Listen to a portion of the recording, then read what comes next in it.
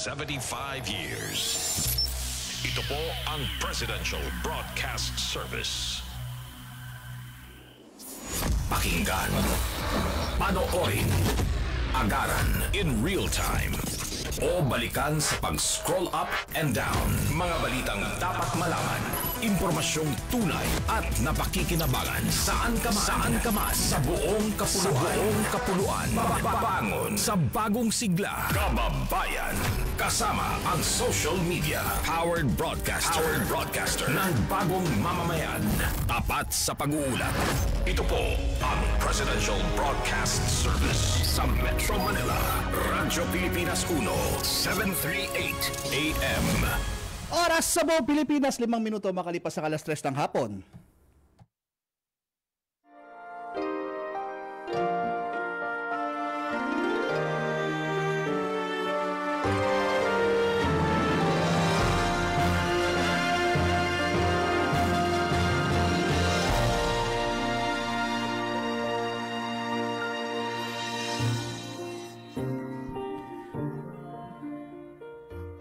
Isang magandang hapon po sa inyong lahat at welcome po tayo dito sa ating programang Kalinga Hatid ng Red Cross dito po sa Radyo Pilipinas ngayong pong araw ng linggo, huling araw na po tayo na ngayon ng linggo ha, ika-28 ng buwan ng Hulyo 2024 at syempre next Sunday, August na po at tayo ay syempre meron tayong mga ibang kaganapan dahil tayo po ay magse-celebrate at talagang magiging 18 taon na po ang ating programa na Kalinga Hatid ng Red Cross. At syempre, kamusta po ang bawat isa sa inyo ngayong maulang hapon? Ngayong syempre kakadaan lang nitong bagyong nanalasa sa ating bansa nitong nakaraang linggo ang Super Typhoon Karina. At syempre yan ang pag-uusapan natin na naging responde ng Philippine Red Cross ngayong hapong ito at inaanyayahan namin kayo hanggang alas 4 po tayo ng hapon. Tayo ay live dito sa 738 kHz Radyo Pilipinas at tayo napapanood din sa Facebook, Kalinga Hatid at Radyo Pilipinas Facebook page at tayo ay napapanood din po sa TV, For the Box Channel 45 to 49 at Digibox. Tama? Okay.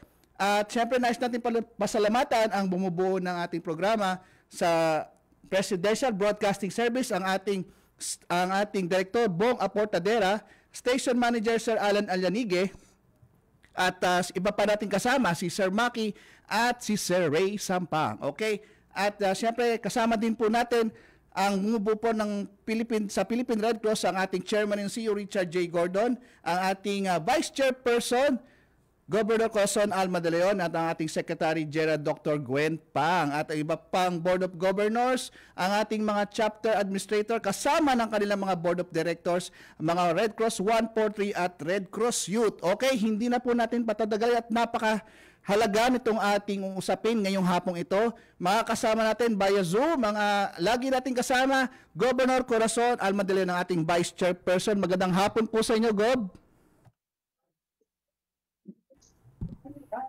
Gob, magandang hapon. Nakamute po yata kayo.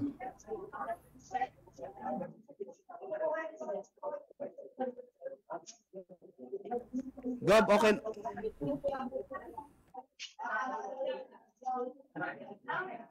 Gob, magandang hapon.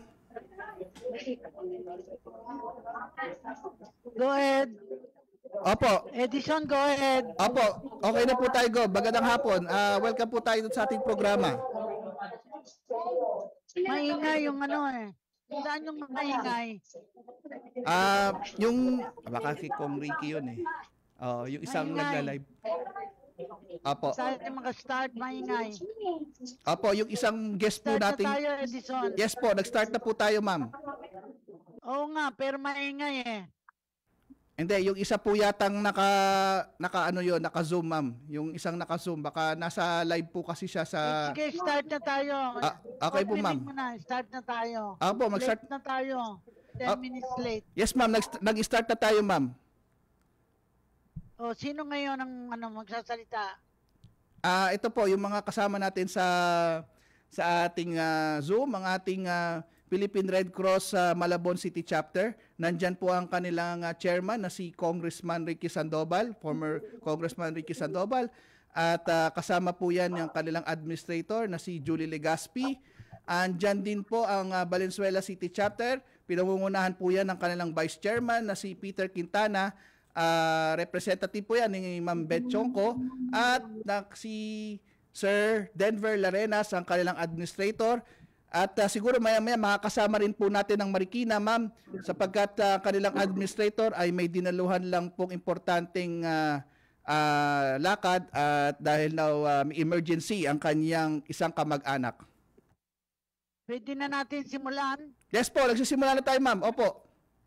Okay. Mula kay retired Chief Justice Hilarion David Jr., may message sa atin. A beautiful Sunday, the 28th of July, our great teaching for today, sunlight. If everything around us seems gloomy and dark, and we begin to be afraid, we must look again. We may be the light. Our Lord Jesus Christ teaches us you are the light of the world. A city set on a mountain cannot be hidden.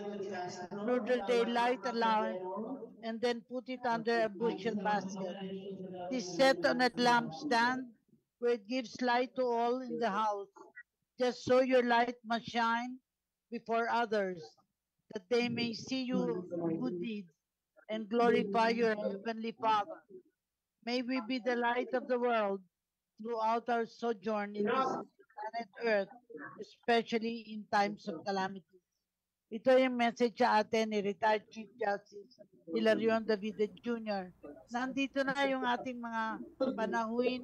Ang topic natin ngayon ay aksyon at responde ng Philippine Red Cross sa pagbaha dulot ni Super Typhoon Karina. Yes po, ma'am. Unang-una ang guest natin ay si Congressman Federico Rico Sandoval, Chairman Philippine Red Cross, Malabon City Chapter. Pakigreet na ho, Chairman. Chairman Sandoval, go ahead. Magandang hapon po. Naririnig niyo po ba ako? Yes po, Kong. Yes, maliwanag po. Thank you. Opo, magandang hapon po sa inyo lahat. Nandito po kami ngayon sa Malabon at bagamat natapos na ang aming mabigat na naging rescue dito sa ibang barangay sa Malabon, ay ngayon naman po ay sinasamahan natin ng local government para mabigay naman ng mga tulong sa mga residente ngayon ng bayan-bayanan. Alam niyo, nung nakaraan ng ilang araw, talagang walang tulog ang ating chapter. Kasama yung, siyempre yung aming napakasipag na administrator, si Julie Legaspi. At nagkausap kami ni Chairman Dick Gordon sa mga kinakailangan dito dahil umabot lampas tao sa ilang barangay dito sa Malabon. At si Chairman ay agad-agad nagpadala ng 6x6 na truck kasama ng Humvee ng Red Cross, no? At kasama din ng mga plastic boats at aluminum boat dahil naiintindihan din niya na hindi pwede ang rubber boat dahil pag tumaas ang baha, aabutin ng mga barbed wire ng mga pader ng mga bahay ang rubber boat at ito'y mabubutas, no? So for 2 consecutive days talagang pagod na pagod yung ating mga kababayan at hindi pa man din bumababa yung pagbaha sa ilang barangay. Ay nauna na kaming nakapagbigay ng mga hot meals sa ating mga kababayan dito sa Barangay Potrero. At ako'y natutuwa dahil through our Red Cross, nakipag-coordinate tayo sa ibang mga social-civic clubs sa paris ng Rotary Club of Malabon, Rotary Club of Malabon East, pagkatapos ng Central, Rotary Club Malabon Central, pagkatapos kasama na rin ang JCs, ang Knights of Columbus, ang Kiwanis. Lahat po ay nagtulong-tulong sa ating coordination at nakapagbigay nung the next day kaagad ng mga hot meals sa iba't ibang mga barangay. At hindi lang hot meals, agarang mga relief goods sa kanila pinadala. Kaya kami natutuwa na talagang dito sa Malabon, lahat ay nagtutulong-tulong kasama ng ating pamaalang lokal, ng MDRRO, MO nila, at tayo naman sa Red Cross, kasama natin yung mga NGO. Kaya maraming salamat sa lahat ng tumulong sa atin dito po sa Malabon City Red Cross. Kong Ricky, sandali lang po. Maraming salamat, Chairman. Opo. At gusto ko ding marinig kay Julie Legaspi, ang administrator, na yung reaction dito sa ulat ng ating chairman, Congressman Ricky Sandoval. Julie, are you on? Ma'am Julie. Yes, ma'am. Apo, Oo. magandang hapon po, Gov Cora, and magandang hapon po sa lahat. Opo, Yes. una rin po, nagpapasalamat po talaga din kami sa suporta at tulong po ng ating national headquarters, headed by our chairman, Richard Gordon po. Lahat po ng aming ni-request, agad naman pong tinuganan, ma'am. At talaga po nung nagkausap din po sila, tulad ng sinasabi ni Chairman Ricky, ipinadala pa po ang mga karagdagang kailangan po ng chapter kasama ang mga rescue team. At talaga pong nakasubaybay sila at suporta kung ano pa po yung aming mga kailangan. Maraming salamat po talaga. Okay. Nandito din si Denver Larenas, administrator ng PRC Valenzuela City Chapter. Denver, mag-share ka ng karanasan ninyo dahil at yung action ninyo sa super baha dulot ng Super Typhoon Karina. Go ahead, Denver. Yes po, magandang hapon po, Gov Cora. Kasama ko po ang aming Vice Chairman, si Director Peter Quintana. Dito rin po sa ating interview. Magandang hapon po sa ating mga panauhin, ganoon din po sa ating makikinig. Sana po ay nasa mabuti kayong kalagayan. Opo, isa rin po ang Valenzuela City sa naapektuhan ng bagyong Karina. Bagamat hindi po natin inaasahan na ganito karami at kalaki ang magiging epekto ng bagyo, talaga naman pong naging aktibo ang ating chapter para tugunan po yung pangangailangan ng lahat ng naapektuhan ng bagyong ito. Kaya kasama po natin dito yung mga volunteers sa ating community na nag-augment po with our local government unit. Ngayon po. Maraming salamat. Actually, gusto natin ipaalam na programang ito ay para ipabatid nitong nakaraang mga araw, tayo ay nakaranas ng mga matitindi, malalakas at sunod-sunod na pagulan dulot sa hanging habagat na pinalakas ni Super Typhoon Karina. Kung kaya't sa loob lamang ng ilang oras, nakaranas tayo ng malawakang pagbaha sa buong Kamaynilaan at Karatig Probinsya. At katulad ng ginagawa natin ngayon, inaalam na natin ang mga lugar na totong naapektuhan kagaya sa Kamanava area at kung paano ang Philippine Red Cross ay nagresponde sa kalamidad na ito. Kanina inarinig na natin mula sa Chairman Ricky Sandoval ang nangyari sa Malabon at kitang-kita naman natin ang aksyon na kanilang ginawa sa pagtawag din sa volunteer tsaka yung coordination nila sa local government at sa lugar. Siguro tanungin natin, balikan natin si Congressman Sandoval. Sa Malabon, ilan ang barangay na naapektuhan at ilan ang mga evacuation centers nagkaroon kayo?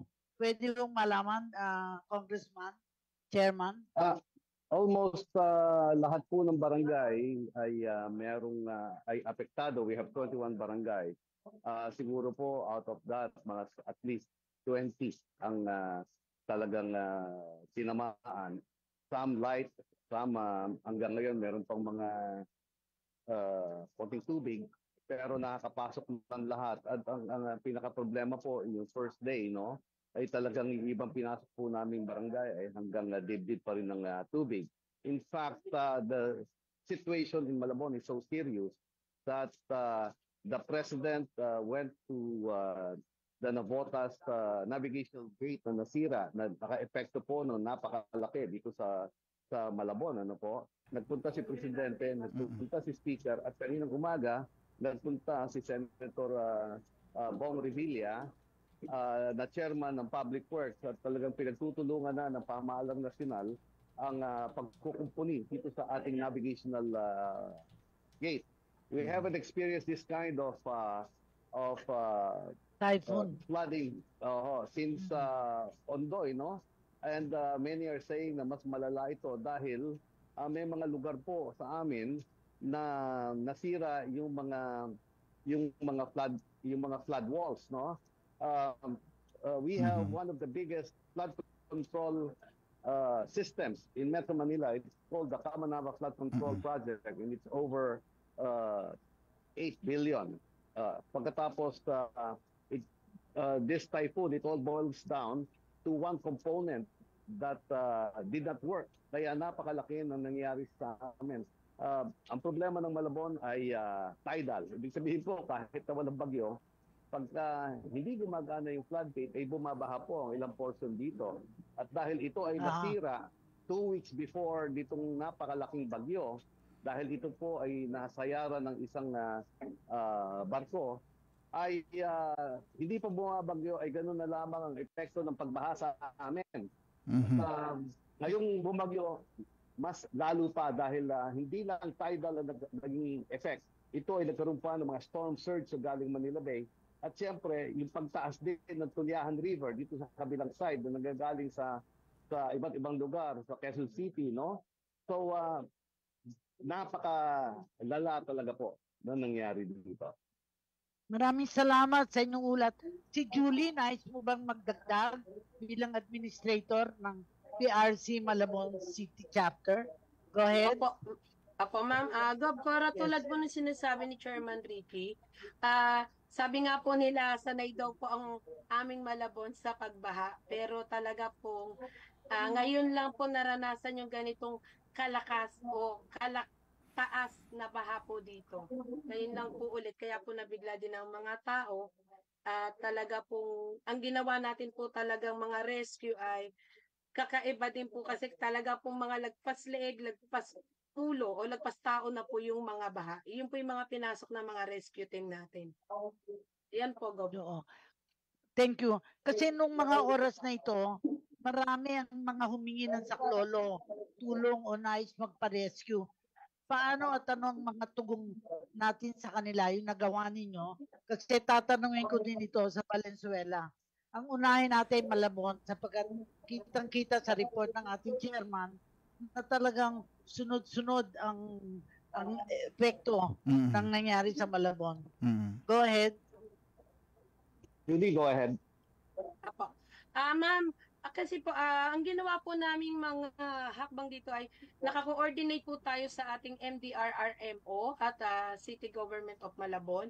Ang ginawa po namin, sa lahat po ng mga nagte-text at nagme-message, ihinati po natin ng rescuer o ang ating team at coordination with the DRMO kung sino po yung nasa area na iyon at may nag-text o nag-message po, agad po nating ipinupukol sa kanilang mga team leader para po agad nila ding mapuntahan. Para po yung hati-hati po ang mga grupo para po mas mabilis ang ating pagsaklolo po. Ganun po ang ginawa naming strategy po. Kitang-kita naman sa larawan yung pagbibigay ng tulong sa mga tao. Pero move naman tayo sa Valenzuela, no? Kasi ang Valenzuela po ay kaniktik din ng Malabon. Yes. Ano-ano naman ang mga challenges ng PRC Valenzuela sa nangyari sa bagyong Karina? Go ahead. Si Vice Chairperson nila, Ma'am Cora ang magsasalita, si Sir Peter Quintana, ang kanilang Board of Director. Sir Peter, hindi nakalagay dito sa akin. Opo, kasi nagkaroon po ng last changes eh. Opo. Welcome po kayo. Opo. Ibahagi nyo naman ang karanasan nyo sa Valenzuela. Go ahead. Magandang maulan na hapon po sa inyong lahat. Dito po sa Valenzuela, nung height po ng typhoon, nag-preposition na po ang Valenzuela Red Cross sa Marulas, malapit po sa Tulyahan River. Dito po tayo unang naglagay ng mga bangka at mga personnel kasama po ang DRRMO para tumulong po sa mga tao na doon. Ang Marulas po ay isa sa mga lagi pong binabaha at mataas po ang tubig. Particularly pag nagpapalabas ng tubig ang dam sa Tulyahan River po dumadaan. Kaya doon po nag-preposition ang ating team at marami rin po tayong mga nailigtas doon. Nung medyo maghapon na po ay lumipat naman po ang ating team dito sa Maysan kasi meron doon na nasirang pader at malakas na tubig po ang dumaloy. Kaya doon naman tayo tumulong kasama po natin ang DRRMO pati ang Philippine Coast Guard na tulong-tulong na sinaklolohan natin yung mga taong na-trap. Yung baha po doon mas mga isang 1 story po o almost 2 story na po. Kaya doon po tayo nag-preposition at pasalamat tayo sa mga ating mga volunteers na tulong-tulong na tulungan yung ating mga taong na kailangan ng tulong po. Yun po. Pero maraming salamat dapat bisita natin si Jennifer de Guzman, administrator ng PRC Marikina chapter. Opo. Pero I understand di siya makarating. Pero may pinadala siya. Pwede bang magpaliwanag? Oo, nandiyan po. Ano nangyari sa Marikina chapter? Opo, Go ahead. Nandiyan yung kanilang disaster management service head, si Sir Erwin Braga. Magandang hapon, Sir Erwin. Hi, good Go ahead. afternoon, Kanina Sir pa siyang litrato niya, pero ngayon ko lang nakita. Sige, go ahead. Magandang Ano hapon po naman sa ang inyo nangyari lahat. sa Marikina na dahil mong kwento? Sa response po ng Marikina, kagaya po ng iba pong mga chapters, we have a good coordination po with the local government unit. And since po we have the established po ng Red Cross 143, at sila po yung naka-monitor blow by blow po ng ating response po. Sila ay nagre-report po ng kanilang situation sa kanilang mga areas.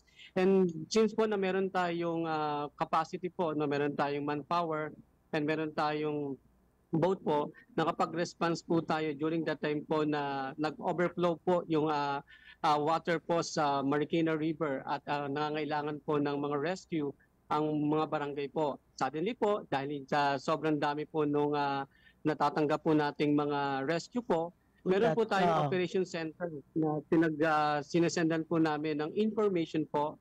Ito po, lahat na po from San Mateo, Cainta, parang all across na po is asking the assistance po. Since meron po tayong limited na manpower and yung ating equipment po and naka-deploy po yung aming team. So ang ginagawa po namin po sa mga nag-request po ng sila is kita po namin information, yung address, number, and we send it po sa operation centers natin para po sila po yung strategic makapag-locate po kung kanino po nila ibabato yung mga humihingi po ng rescue sa atin. And since po that meron tayong group chat and alam po natin yung mga messenger po ng ating mga CSR, co-CSR, sinisend din po namin yung mga request po ng to rescue. Kapag ito po ay galing sa pag-Rizal po, binibigay po namin sa Rizal yung mga humihingi po ng rescue sa atin.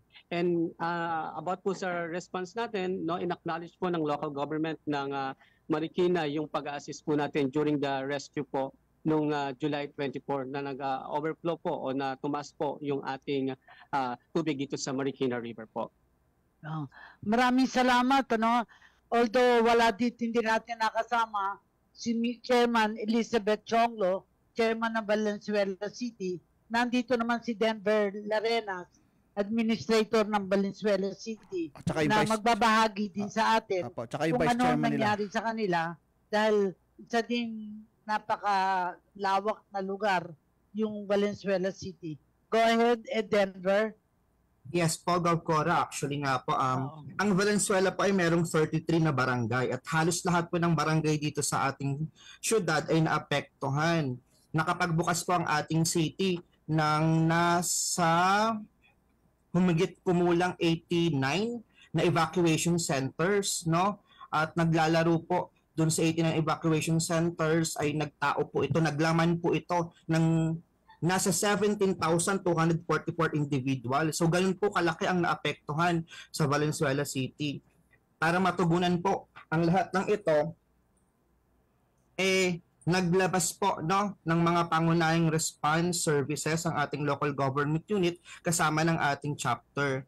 Kaya sa atin po, sa chapter naman, bukod po dun sa initial response na inilabas po natin, yung magbaba po ng mga rescue boats dun sa mga critical areas, nakapaglabas na rin po tayo ng mga loaf breads na bigay ng Gardenia sa isa sa mga evacuation centers. Nakapagbaba na rin po tayo ng mga hot meals sa Barangay Coloong, Barangay Balangkas, isa po sa hospital, yung Valenzuela Medical Centers para sa mga nurses at doctors po doon at mga kamag-anak ng pasyente na hindi po makalabas, no? Nakapagbigay na rin po tayo ng mga tubig sa mga evacuation centers natin. Yung mga team po natin ng mga medical core group ay bumaba rin po sa mga evacuation centers para makapagbigay po ng health and hygiene promotion. Nagbigay na rin po tayo ng mga gamot o prophylaxis na tinatawag sa lahat ng mga rescuers at volunteers po natin na patuloy pong lumulusong sa baha. Nagpadala po ang ating national headquarters ng bakuna o anti-tetanus toxoid po para maturukan po lahat ng mga rescuers po natin na nasugatan, no, dahil sa kanilang paglusong. So ganun po, no, kalawak yung naibaba na po nating mga services sa ating syudad. Maraming salamat, Denver. Magbe-break muna tayo para sa paunawa sa ating station at pagpapatuloy natin para ma-discuss natin ang future. Ano-ano yung ating may papayo sa mga tao, mga kababayan, paano gagawin sakaling may mga ganito pang pangyayari sa muli sa mga susunod na araw. Go ahead, Edison. Opo.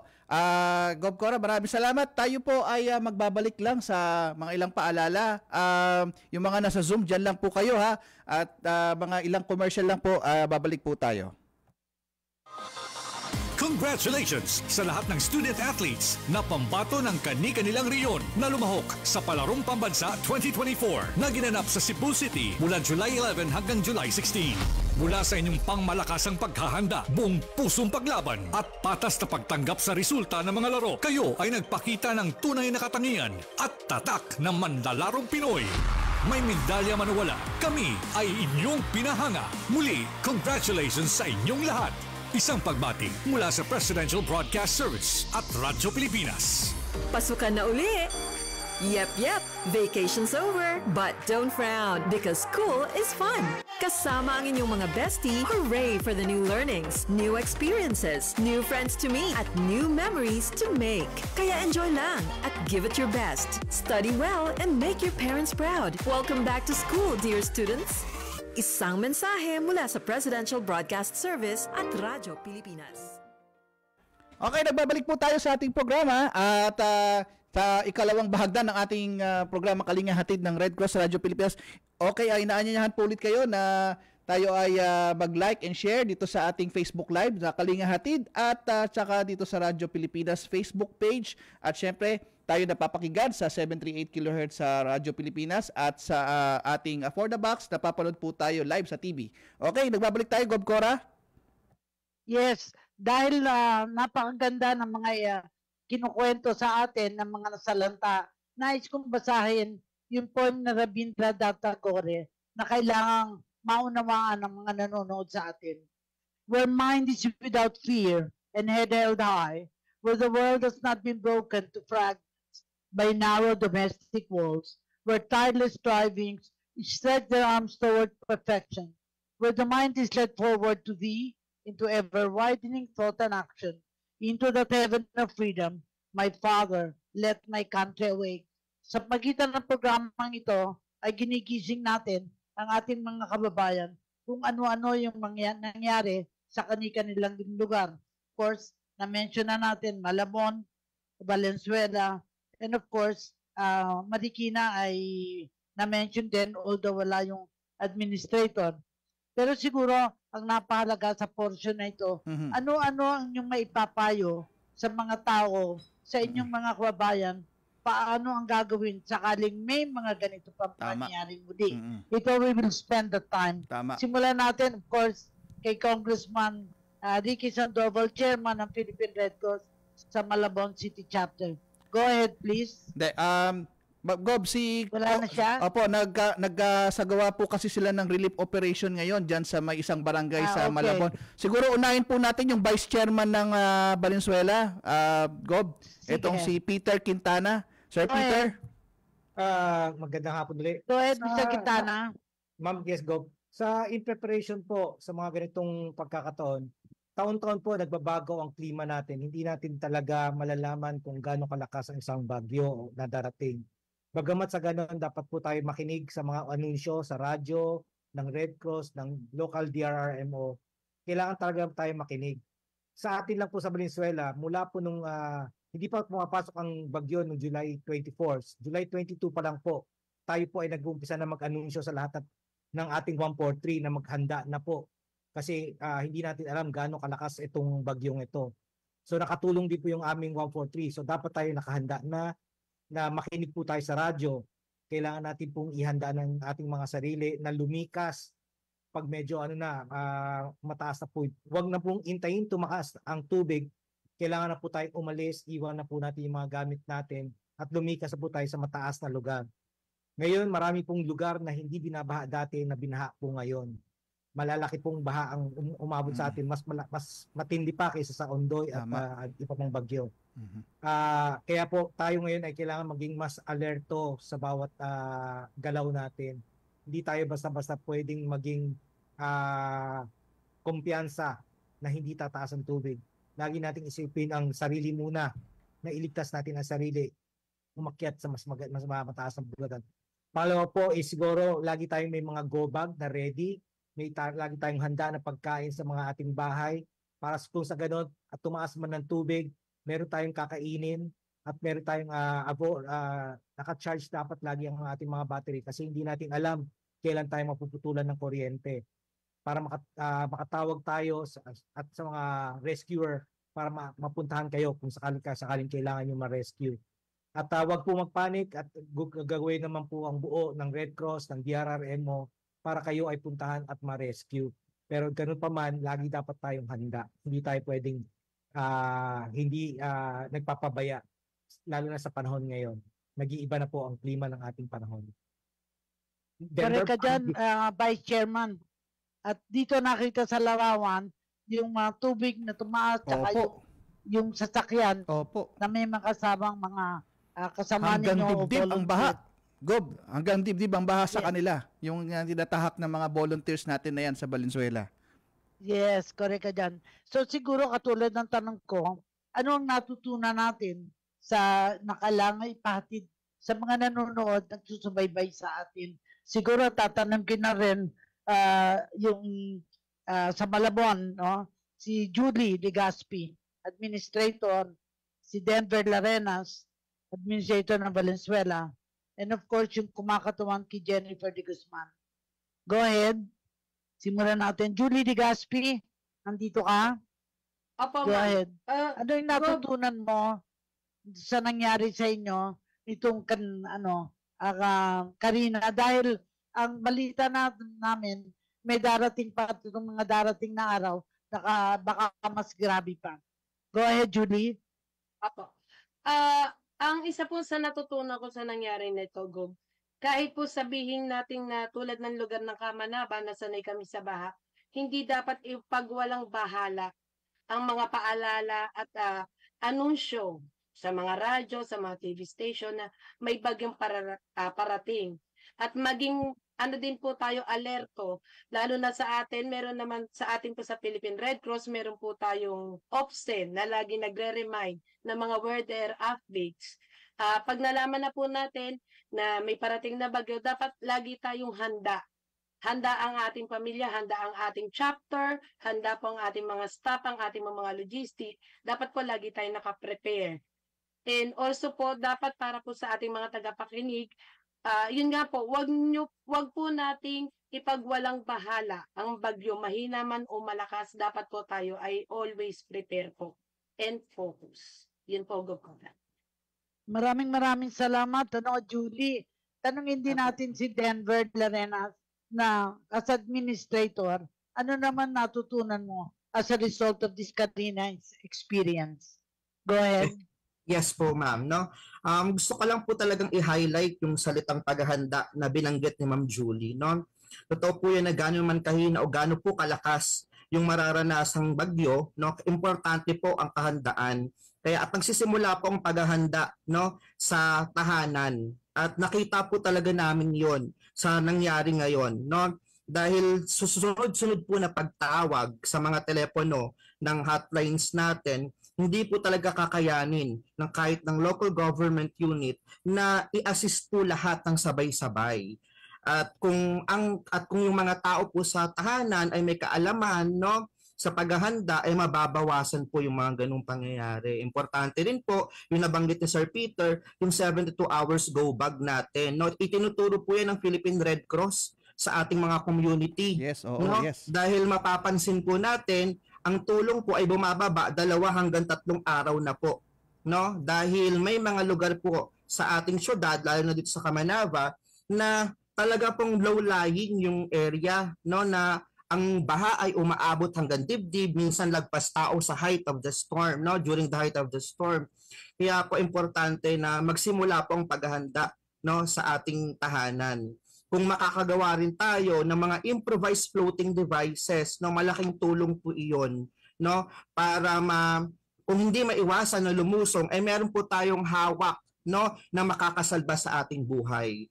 Dahil ulitin ko, hindi po kakayanin, no, natin na sabay-sabay pong matulungan. Ang importante, matulungan po muna natin ang ating mga sarili. Yun po. Correct ka dyan, ano? Kasi noong mga oras na ito, marami ang mga humingi ng saklolo, tulong, at nais magpa-rescue. Paano ang mga tugon natin sa kanila? Pareho kayo bilang administrator, si Julie, Denver, at yung mga iba pang nanditong kasama natin. Magkwento kayo na ano yung sa mga humingi ng saklolo, paano ang talagang ginawa nyo responde para hindi magalit ang mga tao kasi minsan pag nadidelay, akala nila kasalanan na eh. Pero at the same time, dapat maunawaan nila na hindi naman sabay-sabay ang pagtugon. Depende sa kung sino at anong barangay ang dapat mauna. Kasi yung mas grabe, kailangan talagang tulungan. Sige, i-continue nyo yung pag-report, Judy at saka Denver. Go ahead. Opo. Ma'am, dito po sa Malabon, ang na-experience po namin no height ng ulan at pagbaha, napakarami pong nagme-message, napakarami pong tumatawag, pero kailangan po kasi natin mag-focus kung sino po yung dapat nating unahin. Sino po ba yung talagang nasa pinakamalalim. Kaya nga po within the coordination with the DRRMO, nagpupukulan na lang po kami ng message kung sino po yung nasa area. Ang medyo naging challenges, ma'am, is yung iba po kasi, baka hindi po nila nauunawaan, nagagalit po sila. Pero sinasabihan po naman natin na, opo, ipo-forward po namin ang inyo pong message sa ating pong mga rescuer. Napakahirap po na pinagdaanan ng ating mga rescuer, gawa po ng napakalakas po ng alon, napakalakas po ng ulan. At yun po syempre sa boat, pag nagre-rescue po sila, may capacity lang po iyon. Hindi po nila agad na ibabalik po doon sa dapat pampuntahan. Iyon po kasi minsan, ma'am, ang nagiging challenges at baka din po hindi nila naiintindihan. Tama, kaya dapat po talaga, dapat po may alam din po tayo na baka pwede, kung alam nila may second floor, third floor, pumanik na po sila sa mas mataas. Kasi ma'am, sa napansin po namin, totoo naman yun ma'am, nagpapanik lahat. Nagpapanik po. Mayroon pong mga nagpaparescue na ang gusto po agad ay sila ang unahin. So pinapaliwanag po natin na ang ating rescuer po ay nasa community na po at ongoing na po ang ating pagre-rescue. Yan po, ma'am. Mahalagang paalala yan. And I think makakatulong yung resulta ng pagtawag ninyo sa mga barangay kung ano ang dapat gawin. Siguro magkwento na rin tayo sa sa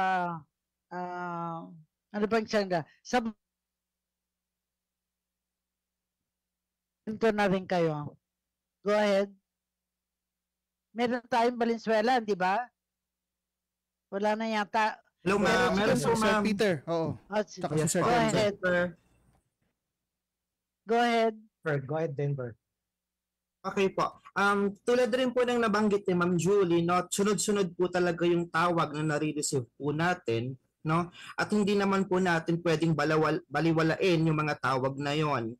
Bagamat hindi po natin kakayanin na iligtas at i-assist po sabay-sabay yung ating mga nasalanta na patungo sa evacuation centers o ligtas sa lugar, ang sinasuggest po namin o ina-advise po namin ay tumungo po o pumunta po sa pinakamataas na lugar ng kanilang bahay. Kung di naman po, yung mga concerned citizen po na may mga matataas na bahay ay pinapayuhan po namin na mag-adopt a family. Ibig sabihin po, yung mga kapitbahay po nila na nasa mabababang lugar po o walang mga second floor or third floor, kupkopin po muna nila para may masilungan. At marami po ang gumagawa nun ngayon dito sa na gumawa po during the height of the storm. Isinuggest rin po natin na gumawa na po ng mga improvised devices since karamihan po sa ating mga tahanan ay merong mga jerrycans o mga container, water containers po na pwedeng gawing floating devices na makakatulong po sa kanila kung hindi po nila maiiwasan na lumusong sa baha. Gob, nandiyan ulit po si Kong Ricky na kasama po natin ulit. Go ahead. Siguro gusto nating malaman si Congressman Ricky na lessons learned din ng Malabon City Chapter because hindi lang ngayon mahaharapin natin ang mga ganitong pagsubok. Go ahead, Congressman Ricky.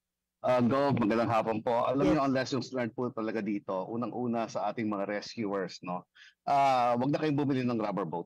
Kasi ang rubber boat, pag tumaas ang baha, mabubutas. Mga fence, mabubutas. Ang pinaka-effective is either aluminum o kaya yung plastic na mga boats, Pangalawa, ito para sa ating kalaman din, na pagka ang tubig ay may agos, hindi nakakayanin ng makina. Marami kasing rescuers natin nagdadala, pero ako nakikita may mga makina. Oras na nagkaroon ng agos, ang mga makina na yan, useless na yan. Okay, ang pinaka-effective, meron tayong mga gamit na tali. Okay, unang-una, pagka pinaandar mo ang makina, sisip-sipin yan ang mga basura. Pangalawa, merong mga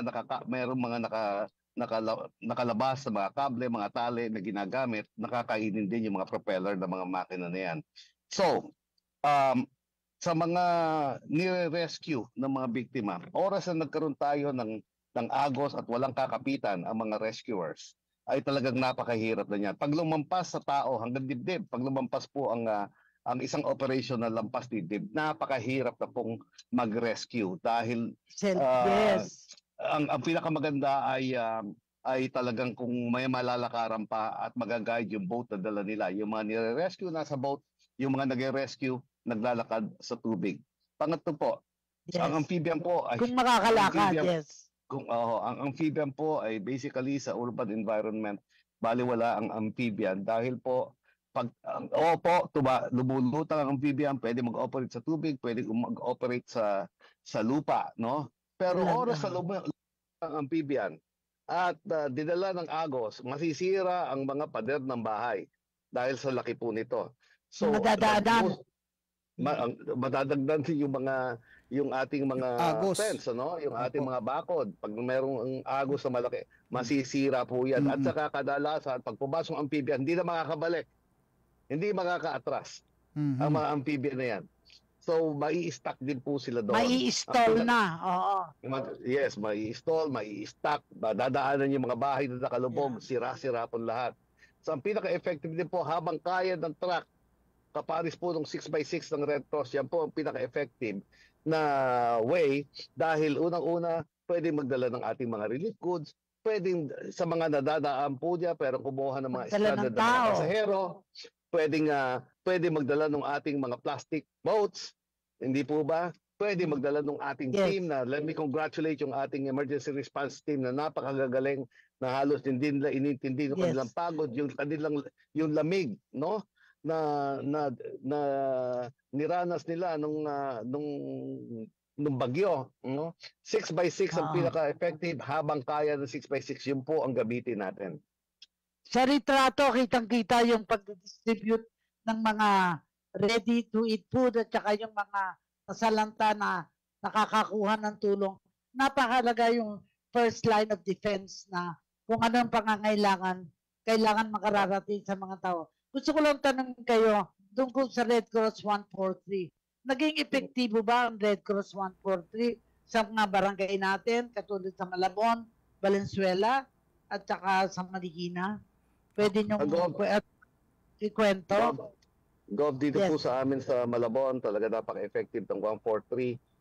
talagang tuloy-tuloy yung update nila kahit na sila mismo ay sinalanta ng bagyo.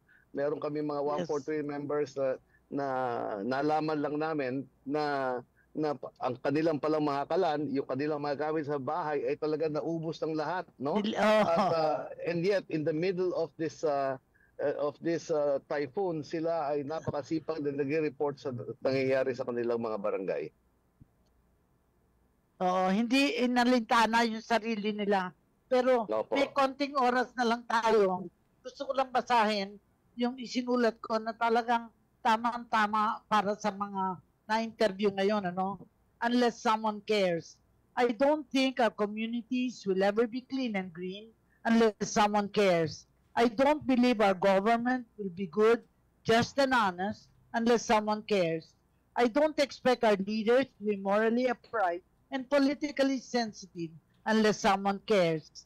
I don't expect a better life for our poor and oppressed people unless someone cares. I don't have the faith that we face a brighter future unless someone cares. I don't feel we will ever realize our dreams and aspirations unless someone cares. I don't know if we will all live our sense of purpose to build a better world unless someone cares. That someone is us, that someone is you and me, that someone is everybody, for we all must care. And this afternoon, yung mga tao na yan ay sports, ang chairman ng Malabon, si Congressman Ricky Sandoval, ang kanilang administrator si Judy Legaspi, si Denver Larenas ng PRC Valenzuela City, yung hindi nakarating na si Miss Elizabeth Chongdo, chairman ng PRC Valenzuela City, and hindi rin nakarating si Denver Larenas, administrator PRC Valenzuela, at si Jennifer de Guzman na unfortunately hindi nakarating pero nagpadala. Kalang I think vice chairman. Apo, vice chairman. Nandito po si Sir Peter. Yan. Sir Peter, okay. Apo, so, go na tayo, last nun tayo. Pasasalamat na ng last words. Hindi, Gov Cora, tanongin lang muna natin itong si Valenzuela kung anong naitulong ng 143 nila sa Valenzuela. Siguro si Sir Peter. Sir Peter? Sige, go ahead. Bago tayo mag-end. Actually, yung ang laki po na itulong Valenzuela? sa atin ng 143. Yes po, Gov. Yes po. Ang laki po na itutulong sa atin ng 143, even bagyo man o tag-init. Sila po ay ang laki na itutulong sa atin. Kaninang umaga lang po ang aming 143 ay nagluto ng simpleng lugaw para sa kanilang mga community. Pero during yung bagyo po, kahit na sila po, katulad po ng sinabi ni Kong Ricky, Chairman Ricky, kahit ando doon pa rin po sila para nagre-report sa chapter kung ano nangyayari sa kanilang area of responsibility. Kaya ang bilis po ng komunikasyon, ang bilis po ng tulong. Kung sila po ay nakakatulong, sila na po ang gumagawa ng paraan para matulungan yung mga nasa area of responsibility. Okay. Hindi tayong abutin ng chapter. Thank you po. Okay. Okay, final message na po tayo at tayo ay magkakaroon na ng final words na sa mga napanawin natin. Sige. Unahin po natin ang representative ng Philippine Red Cross Marikina City Chapter, si Sir Erwin Braga. Sir, ano po yung final message? Kami po from the Philippine Red Cross Marikina Chapter, kasama po ang aming chairman, Sir Boji Bernardino, at aming administrator si Ms. Jennifer E. Guzman. Kami po ay nagpapasalamat sa National Headquarters po sa assistance na binibigay po hanggang ngayon dahil meron po tayong water tanker po para distribution po ng mga water sa mga evacuation centers natin. Nandito po ang ating fire truck at ang ating payloader for the clearing and flushing operation po na meron po ngayong ongoing sa C5 IBC ng clearing ng ating payloader at ang ating flushing po na nasa eskwelahan po para po sa preparation po ng pagbubukas ng eskwelahan. At kami po ay nagpapasalamat din po sa mga assistance po at sa assistance pa na ibibigay dahil nagagamit po at na-utilize po yung ating logistic from the National Headquarters. Mula po dito sa Philippine Red Cross Marikina Chapter, kami po ay taos-puso nagpapasalamat po. Tuloy-tuloy pa rin po ang ating mga assistance sa ating mga communities. Muli, maraming salamat po. Okay, maraming salamat Sir Erwin. Sunod naman po natin ng Valenzuela, si Sir Denver Larenas, ang kanilang administrator ng Philippine Red Cross Valenzuela City Chapter. Sir Denver, your final message? Yes po, no. Sa mga pagkakataon po na hindi natin inaasahan, importante po talaga ang paghahanda, no. Bagamat may mga pagkakataon po na hindi na ibababa agad ang mga serbisyo, wag po sana tayong mawalan ng pag-asa, no. Dahil nagsisimula po, no, iyan sa tahanan yung tamang paghahanda, no. Kaya po hindi po magsasawa rin ng ating organization na magbaba po ng mga services at programs para makatulong po sa inyo, lalo na sa mga ganitong pagkakataon. Okay, maraming salamat Sir Denver. Si Sir Peter naman ang kanilang Vice Chairman ng Philippine Red Cross Valenzuela City Chapter. Sir, ayun po yung final message, final statement. Sa ngalan po ng aming Chairman, Elizabeth Benchonco, Chapter, kami po yung nagpapasalamat sa National Headquarter natin sa Red Cross sa mga binababa nilang mga tulong sa atin sa Valenzuela City Chapter. At gusto ko rin pong pasalamatan ang ating PRRMO, ang ating Rotary Clubs dito po sa Valenzuela, ang Chamber of Commerce, ang Lions Club na nagbigay tulong sa ating mga tao para during ito pong typhoon. Yes. Salamat po sa inyong lahat at sana po huwag kayong magsawang tumulong sa aming Philippine anumang chapter dito sa Pilipinas. Kailangan po namin ng tulong nyo kahit anong panahon po. Salamat po sa mga naitutulong nyo. Huwag po kayo uling magsasawa. Salamat po. Maraming salamat Sir Peter. At susunod naman po natin ang administrator po ng Malabon City Chapter, si Ma'am Julie Legaspi. Ma'am Julie, ano po yung final message? Opo.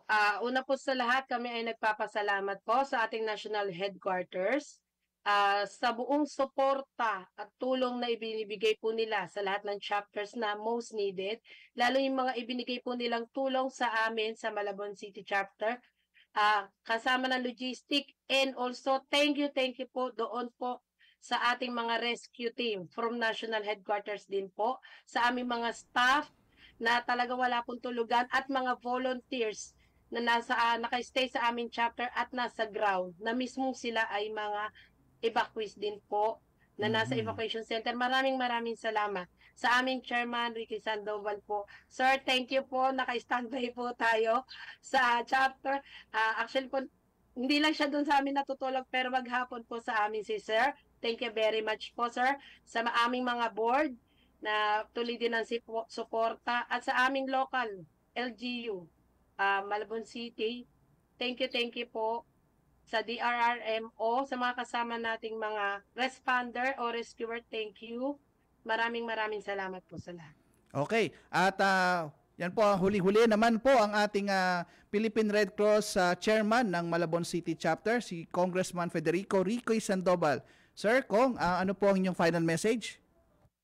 Kasama po ng aming Honorary Chairman, si Mayor Jeannie Sandoval, kami po yung nagpapasalamat sa lahat po ng tumulong sa amin, mga socio-civic organization, Rotary, Kiwanis, Malabon Chamber of Commerce and Industry, JCI, Knights of Columbus, lahat po ng kasama natin, yung ating mga emergency response team ng Red Cross headquarters, kay Chairman Dick Gordon na talaga namang naging full support, no, dito sa atin.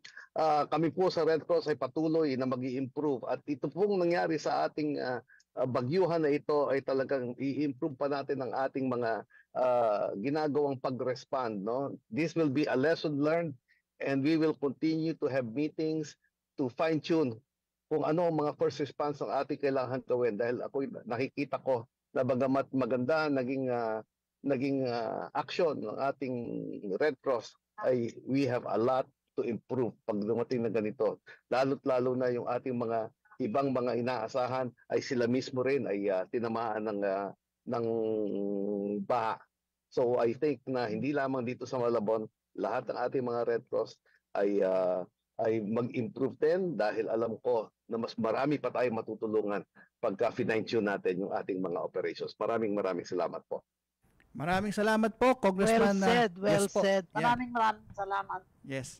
Opo, at salamat Kong Ricky, ang chairman po ng Philippine Red Cross Malabon City Chapter. Sir, Gob Cora, ano po yung final message? Well, magagawa natin lahat ng bagay kung di tayo nag-iisa. Kaya suportahan po natin ang Red Cross 140 at alamin natin ang mga pangangailangan ng ating barangay, lalo na yung higit na nangangailangan, yung mga vulnerable groups. Panahon na para tingnan natin ang kanilang mga pangangailangan. Maraming Maraming salamat sa lahat.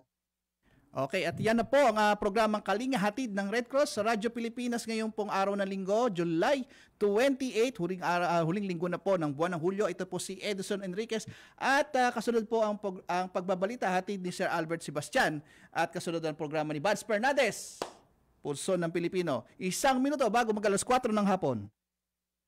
We know you're always on the go.